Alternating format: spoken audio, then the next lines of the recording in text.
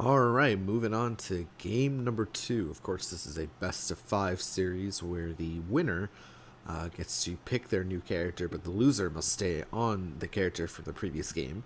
And it looks like they have to do a coin flip as well to determine who goes first. So we're going to have Shelby again on the Rachel, and we're going to have Moriatti on the 9, actually. I feel like I've never seen Moriatti play 9 before. I didn't even know he played the character. I know Shelby plays the Rachel. I think I casted Shelby's Rachel in the past as well. Looks like Shelby will be going first. Should be an interesting matchup. 9. So they both have like zoner type duels, right?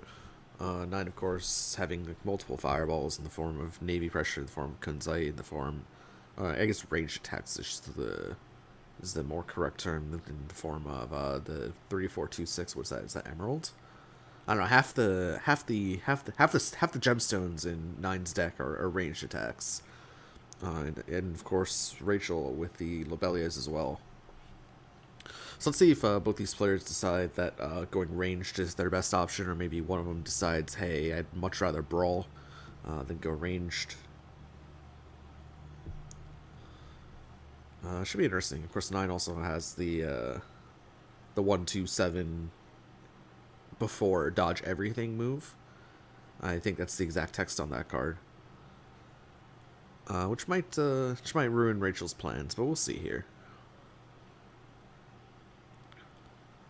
Notably, Nine's quote-unquote gimmick is that she starts with one copy of each. First of all, she's the OG non-standard deck size character, so she has her 16 normals in her deck, and then she has one copy of each of her specials and ultras in her deck, so she has 7 specials and 2 ultras in her deck for a deck size of 25, and then her second copy of her specials and ultras, they start in the sealed area.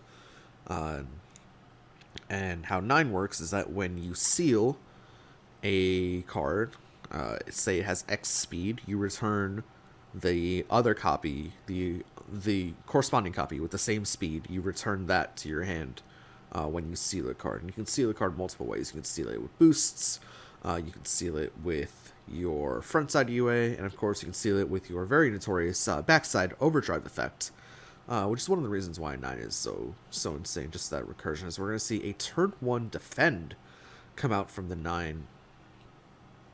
Interesting. I mean, this allows a trade for like Morganite with Lobelia, I guess. Oh yeah, of course Moriatti is not player 1. Would it be a scumbag move to read Spike here, turn 1, and then play something? I guess as Rachel, you don't really have the biggest punishes. You have Lobelia. If it's a flying Lobelia that costs three cards, that's super aggressive. But a little bit unfortunate there that the Spike is known now in the hand of 9, as we see just turn 1 light coming out from Rachel. Interesting. Wanting to contest with her ranged options. Of course, if 9 chooses to move into the light as well, it'll be bad times. Of course, the fastest option available to both these players at speed 6 is 9's 3426 Emerald of Enmity. Of course, as I stated before, only one copy starts in the deck, and the second one starts in the sealed area. 9 choosing to go with the defend instead to try to trade with whatever Rachel throws. So notably, Rachel's fireballs only do 3 damage. Of course, dive does 5, so dive would blow up the armor guard. So there's a bit of a mix-up here that Rachel can throw here if she wants to go ranged or if she wants to go for a dive. And there are different responses to both, because 9, obviously, very few characters can cover both those options.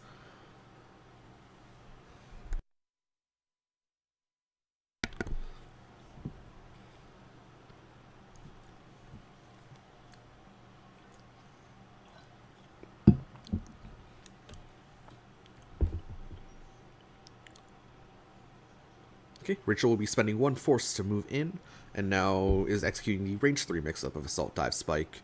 Can also throw a Whirlwind, but that Whirlwind would be at 8 speed, so I don't expect that to be a thing. Don't expect it to be a Lobelia either, but the Lobelia's hit at range 3, I believe. So yeah, we're just looking at a simple Assault, Dive, Spike mix-up. I fully expect this to be like a dive. especially with the defend into play. You really don't want to be assaulting into that. And at 7 speed, that is a bit overkill. Notably, 9 cannot respond with EX Emerald because one copy is sealed, as I've stated multiple times now. 9 will respond with the Emerald, hoping that's a spike. Oh, and actually... Oh, interesting. Rachel goes for the Lobelia, which will trade. Huh, I did not... I very much did not expect this Flying Lobelia to come out. And here's the reason why. um... You're just introducing trade possibilities, right? It would have been better if he stuck at range 4 and just struck with the Lobelia, because then this Emerald of Enmity wouldn't hit back. Of course, both players have to spend a force for their respective force specials.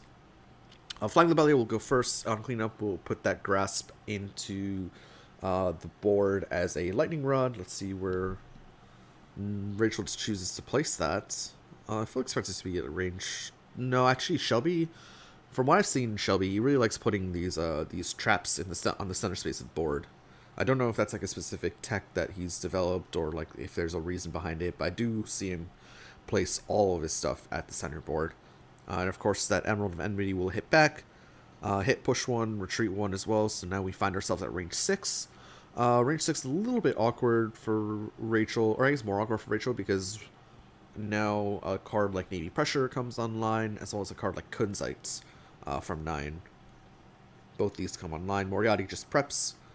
Back to Rachel here, who says, okay, range 6 is not the range I want to be at. Let me cross into range 3. Back to Moriatti here. Is this video cut off for you guys, by the way? I can't really see Moriatti's hand size. I hope Mix zooms out. Thank you to Mix for the video, by the way. But I really hope he zooms out as we see plus 0 to 1 range, hit, advance or retreat 2, I believe. The boost on Coral, very, very strong boost. Although in the corner, it's not. It's better spent when you have some space behind you, so you can dodge some things. But plus 0 to 1 range is still a decent boost overall. As we're gonna see the electric chair come out. This makes no sense to me because I mean 9's gonna be dodging anything with that hit effect. So I feel like this electric chair is not gonna do anything, right? I mean, I guess the electric chair kind of forces the advance to come out as we see a light boosted on top of the range for 9. I guess the electric chair will force out an advance from 9 on that hit effect if like 9 chooses to play Spike, for example. But other than that, I don't know. Electric chair seems like a bit of a waste. I feel like I would have just rather have seen like a prepare action from Shelby, but maybe there's a plan there having to do with forcing the 9 to advance. After the light, it's now back to Rachel. Finds yourself a little bit low on resources, only 3 cards, and Rachel is a character that does need a decent amount of resources to function, in my opinion. She's very expensive with her UA, and then the Flying Lobelia's cost of force as well. She benefits from boosting as well, so I mean, pretty expensive character that needs a good amount of resources. And looks like Mix has finally decided to zoom out just a tad, so we can see that Moriatti has 6 cards in hand. Thank you, Mix.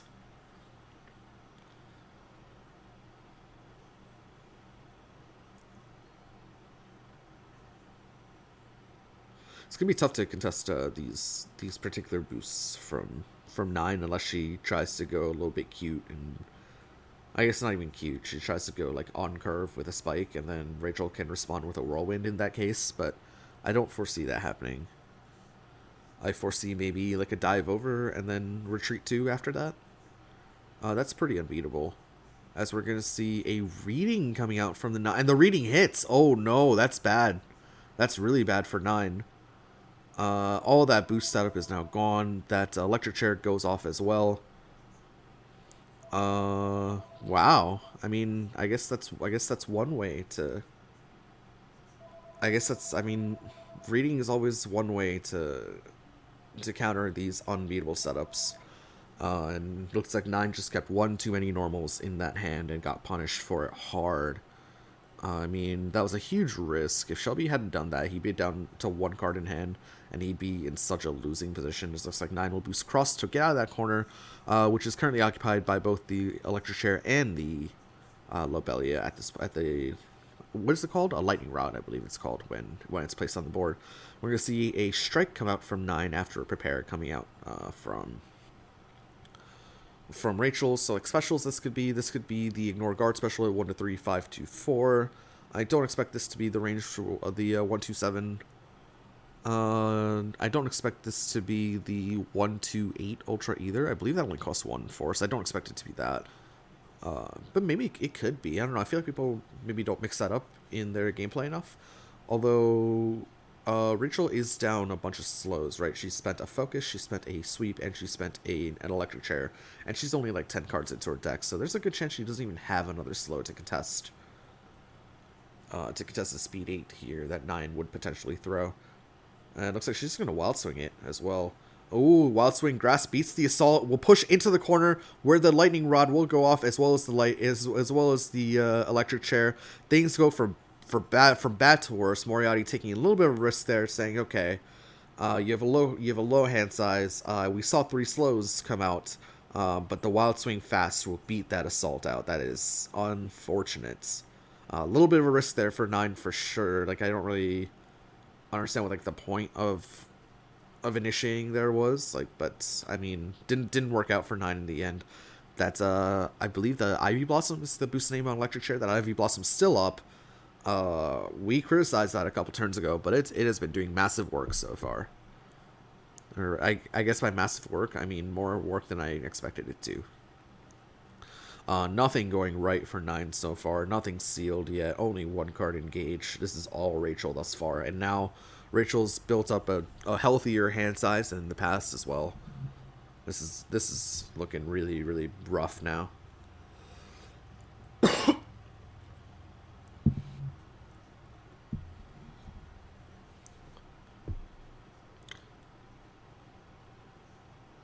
Rachel looking to spend her gauge in some way. She's boxing it over. I have no idea what she'd spend it for. I have no idea what Rachel's Exceed side does, by the way. I've never seen it before.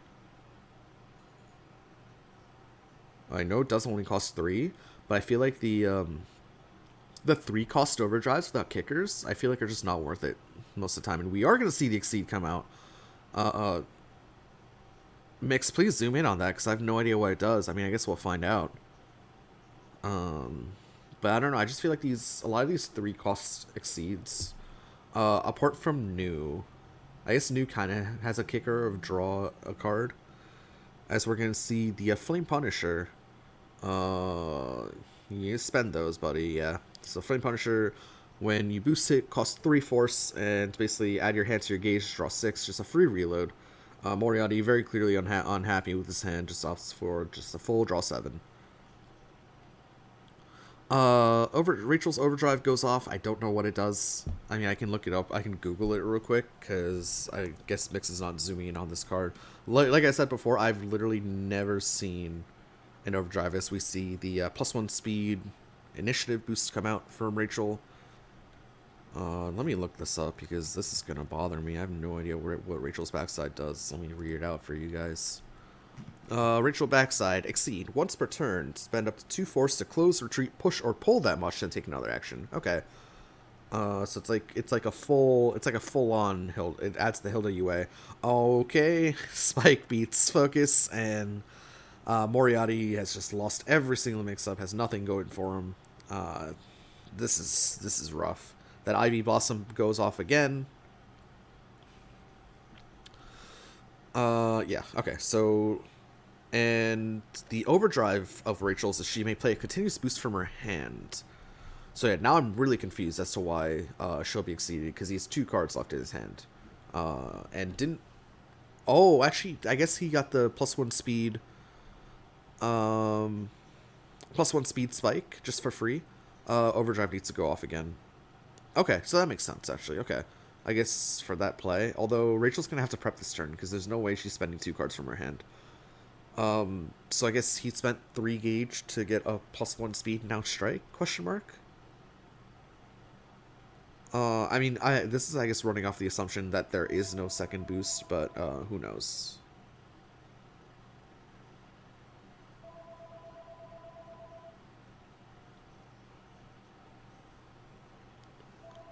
As we're going to see the spike drop boosted, just to pop an extra lightning rod marker down under 9.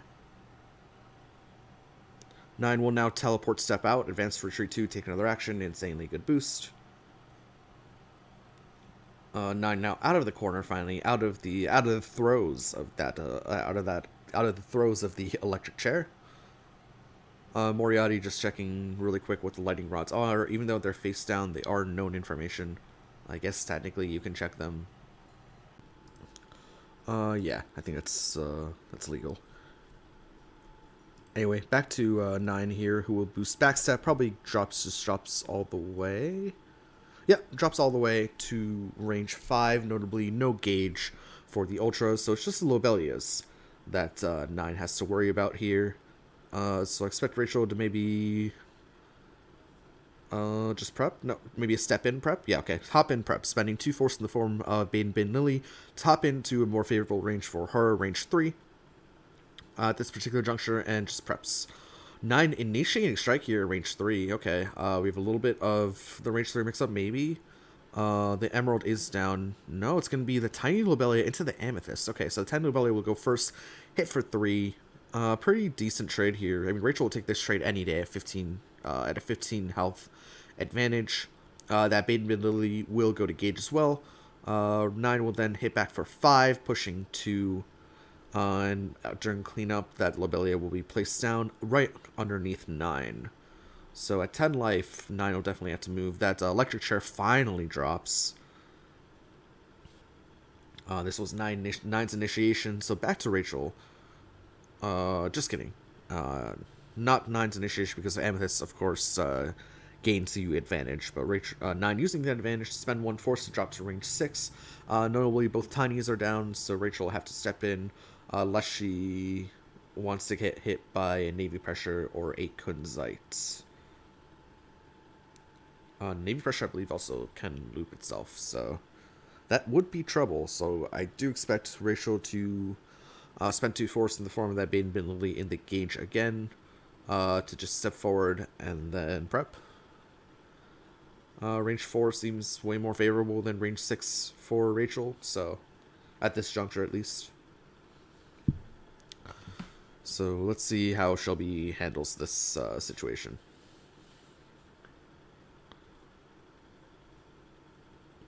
Yep, it's going to be a step forward.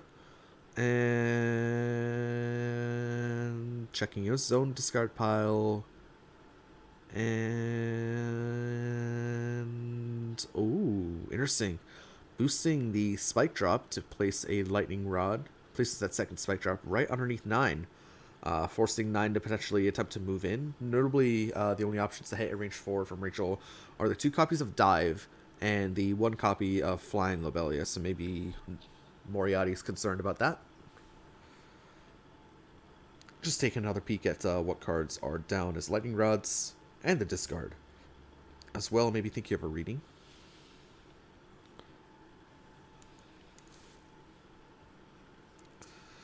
Or just a glance at the discard to see what threats are left at range 4, which I believe I got all of.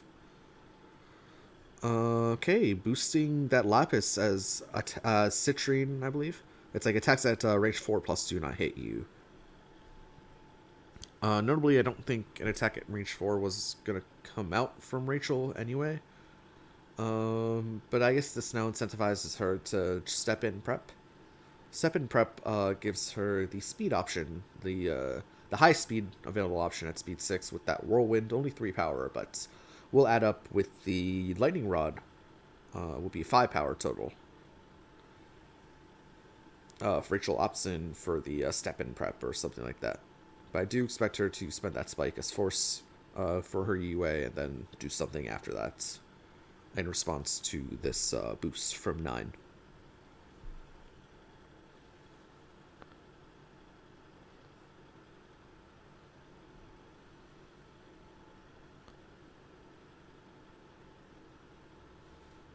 Oh, no, Rachel's just going to initiate with a dive. Okay, I mean, 7 power dive. That lightning rod will return to hand. I believe that's a spike drop as well. Actually, is Rachel forced to do those? I think it's a May, so maybe Rachel doesn't pop it. Of course, it is an after effect, so Moriatti must decide what to block first, or how much damage to block first. We'll spend the Kunzite And we'll spend the Amethyst from Gauge. So Kunzai from hand, Amethyst from Gauge will not take any damage.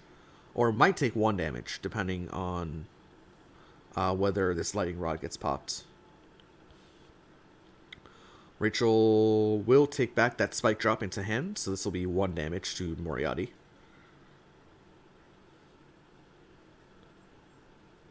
Nine now finds herself in the corner.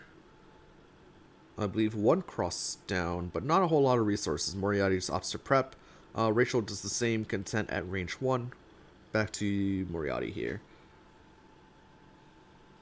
He basically just has normals at range 1. We'll boost the light. Hand is now known for 9, however. Gets teched immediately. Are we not going to do a hand reveal here? No hand reveal. We're just gonna go ahead. Notably, you don't have to hand reveal if you have an empty deck. You're just forcing your opponent to count cards, basically. Just takes a little bit of time, but you're not obligated to hand reveal in tournament. It's just like a courtesy thing. Oh, and Moriatti will just list his hand. His hand is 0-4-7 block. Not the best looking hand there. So I guess a Grasp Dive mix-up is on the cards here. That's really goofy, but Grasp Dive mix-up. Is Rachel just gonna Wild Swing into this? So the thing is, like, if 9 dives, she still gets hit by that center Lightning Rod. So maybe you just attack to beat the Grasp anyway, or trade with the Grasp rather, especially because the dive doesn't hit. So I mean, you just play the beat the Grasp every single time, right? And you get the consolation prize of the 2 damage. Looks like we're just gonna see a Wild Swing come out. That Bin Lily not gonna work into the Grasp, of course. Sweep will trade very well into the Grasp. Moriatti will take 6 down to 3 HP. Now finds himself at range 3 with only drops the block as well, so only the dive and the Navy pressure to his name. So Assault is just free, and looks like we even have an EX Assault, or maybe EX Whirlwind coming out from Rachel. So this very much well could be the end, and yeah, it is. And it is actually the EX Tempest Dahlia at 7 speed. And Rachel taking a very convincing game 2 over Moriatti's 9, just unable to generate any pressure. Sealed 0 cards throughout the entire game. I think that's the first time I've seen a 9 just like get rolled in such a way that they're unable to do any of the gimmicks. And 9 without the gimmicks doesn't really function as a character. But unfortunately, Moriatti just got a little bit rolled over here. But yeah, he'll have to stick on the 9, and we'll see Shelby pick up a new character in the next game.